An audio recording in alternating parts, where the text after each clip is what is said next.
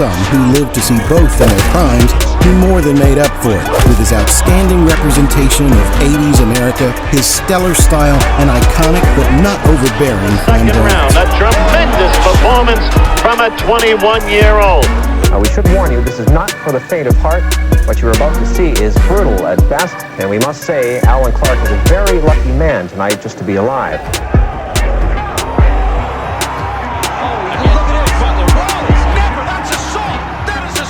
Holy crap, this guy can fight. This guy's bad. Listen, look, I know who everybody is. They know they had trouble with Dickie before. If he's not doing this, he's in trouble. If Dickie stayed around a gymnasium, he wouldn't get in trouble. But right now, he's okay. Today, he's okay. Nobody knows about tomorrow. Carjacking, kidnapping, armed robbery with a shotgun, shot-up shotgun. A tough boy by the name of Dick Ecklund, whom you probably haven't seen. Well, I've seen him enough with the eyes of my spy, put it that way. But I'm telling you, I'm worried about the fight. You see, I'm sweating already. The year is 1978. After showcasing dominion over the light welterweight division in the Montreal Olympic Games and securing a gold medal too short. Years ago, Sugar Ray Leonard is boxing's most propitious prospect.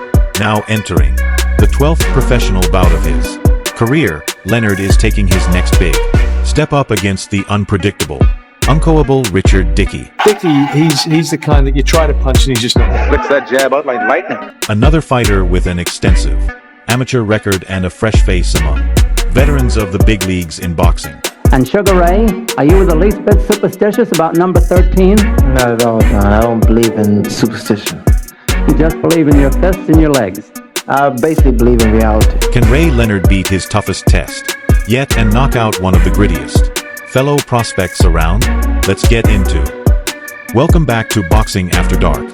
Tonight we return once again to a favorite fighter on this channel, the spectacular star himself, Sugar Ray Leonard, in what is his first of many iconic, controversial bouts. Early on, it was very clear that there was something special about Sugar Ray Leonard. Just a sensational performance. Thank you again, Alan. This fight was propelled into fame due to the AAA movie The Fighter, briefly but memorably painting the bout somewhat unfavorably for Sugar A. The movie primarily highlighted the troubled life of Dickey post-retirement and his more prominent younger brother Mickey Ward in the lows and eventual highs they faced throughout their career of fighting and training together.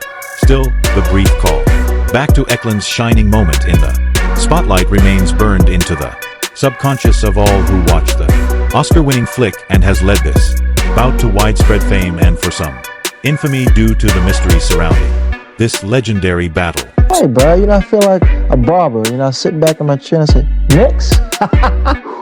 I'll be more than happy to accommodate anyone. So Ray Leonard has charmed the American public at a young age, earning himself the nickname of Sugar, which truly was something to gain at the time due to the greatest fighter of all time, Ray Robinson, being the most notable champion to hold the alias. And while Leonard may not have been quite as sweet to gaze upon the battlefield as Robinson, according to some who lived to see both in their primes, he more than made up for it with his outstanding representation of 80s America, his stellar style and iconic but not overbearing. Winning you over, it could be a smile, could be a wink, could be a wink and a smile. Ray Leonard had that knack. There were people who never watched boxing at all who knew who Ray Leonard was. Leonard stood out in a sport with an unfair reputation for having ambling boneheads as their icons, with his soft-spoken yet decisive wit in interviews. What is your attitude toward going into a fight of this kind? I feel confident, I'm ready for it. I worked hard, trained hard, did a lot of extra running for 10 rounds. This is my first 10 round now. So, same as any other fight. At the same time, his fighting style of combination punches, high IQ game plans, and erratic nature further painted him a natural style. Being in Lowell, hanging out with him, going walking around, getting kicked out of bars, having almost every cop stopping and going, hey, Dickey, and then telling me about a story about when they arrested him. Well, I grew up boxing at a young age. My brother Dickey fought prior to me, and man, he was tough and he could punch hard. One thing about Ecklund, he's a strange sort of a case. He's had 200 amateur fights. They say he won 192 of them. He's had 15 professional fights, lost 2 questionable decisions according to him. He's been around the block a few times, and he's 21 years old. So now he just needed to prove that he could be the champion the entire world expected him to be, despite being as green among veterans as Yoda, with his force powers yet to be fully realized, to have the whole world in the palm of his hand. But isn't this really the biggest thing of your career? Yeah, the biggest break I ever had. Really got me out there trying to win us and win anything. Dickie Ecklund did not have all of America rallying behind him. He didn't even have the status of a cult favorite fighter, but what he did have was experience, hardships that often turn men into monsters, and a persevering attitude that would inspire even the most coddled, spoiled of men. A very pretty young lady. So here we are in round 1. Ecklund has a habit of dropping that left hand, and that could be trouble because Leonard has quick hands. Sugar Ray giving it to Muhammad Ali. But if these stats prove anything, it's that even if you have an accomplished amateur career with buckets of talent or even a gold medal, when the rounds go longer, you enter an entirely different, meaner ball game. Many examples exist of celebrated amateur boxers struggling to impose themselves when finally making the leap to the pros. And now it was time to find out where Ray Leonard and Dickie Ecklund belonged. Ecklund has a habit of smiling when he gets hit. It's really not funny. That was a good punch. Ecklund is quick, however.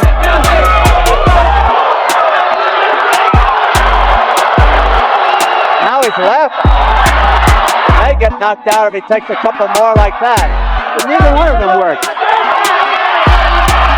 Ecklund is a... Fight night arrived on July 18, 1978, and as Leonard looks lean, wax, and liable to progress his career, emphatically, Dickie looks grizzled and gray, yet ultimately game to fight his most formidable opponent yet, a very... Ecklund is down. 4, 5, 6. He took the mandatory 8 count, and there's the bell. Well, Ecklund is up dancing, as you can see. As the round progresses, Leonard starts to heat up in the ring with some well-timed jabs on the dome and body of Dickie that have him suddenly crashing to the canvas in the final seconds of the round. To the canvas. Right over his right eye now, Ecklund. Hey, hurt with the right hand. He was on his way down. Where's the ring ring? Ecklund cut over the right eye now. Leonard just warming up on him. There's no way Ecklund can win this fight. Quickly being deemed a slip to the relief of the pride of Lel as he keeps his lifelong state of never being knocked down intact. What was your thoughts about the fight? The best, that's all there is to it. What did you think of him, Sugar Ray? Well, Dick put up a good fight just like I anticipated. You know, people have to realize this guy is coming in here, you know, and he wants to win just as much as I do. Round 6 starts fiery after a relatively one-sided first half of the fight. Dickie targets some hooks to the body after catching Leonard on the nose during the breakup of a brief clinch. And after some fleeting footwork and tricky head movement, it seemed Ecklund had his best round yet. Still, in the final 20 seconds, Leonard lands a whopping 8, which sends Ecklund down on one knee, knocking him down for the first time in his entire boxing life. I could have been probably up close to a champion of the world, maybe. Yeah. If I lived the right life. I could train Ricky and do this and that, but if he didn't have the heart and soul he has, he wasn't going to do nothing. He was supposed to get beat all those fights, fighting undefeated guys. He beat against all odds, he beat them all.